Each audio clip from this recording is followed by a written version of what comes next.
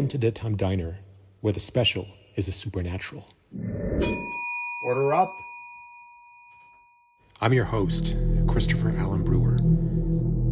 In the 1800s, tuberculosis was the nation's leading cause of death. There was no vaccine or antibiotic to fight the disease, though many sought treatment in Colorado due to the fresh mountain air, dry climate, and high altitude. Colorado Springs became host to several tuberculosis sanatoriums, and during the 1880s and 1890s, it is estimated that 1/3 of the people living here had the illness. The Cragmore Sanatorium, once the largest sanatorium in the world, was built in the Springs in 1905. Several patients would die here, though eventually, successful medicines were developed during World War II, and by the late 1940s, sanatoriums were no longer needed.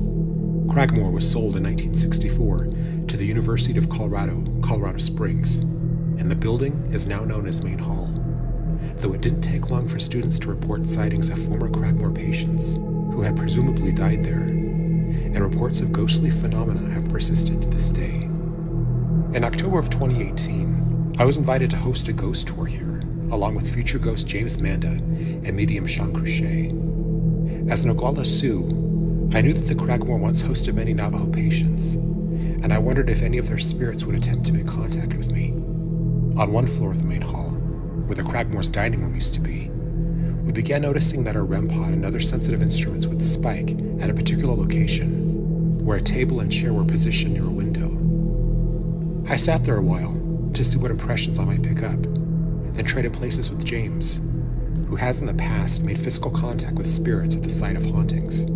This time I was behind the camera, attempting to peer behind the infamous veil, when I noticed odd forms materialize on the floor to James's right, one of which appeared to be a shadowy figure seated near the floor. I also noticed a dark shadow which completely obscured the top half of James's body, including the window. A dark shadow from which many faces seemed to appear, including one peering out from under the table. Is this simply an example of pareidolia, where our minds will perceive an image in an ambiguous pattern? Or is this something more? Have you ever captured something on camera you can't explain? Tell us your story in the comments. Please like and subscribe, and thanks for joining me. See you next time.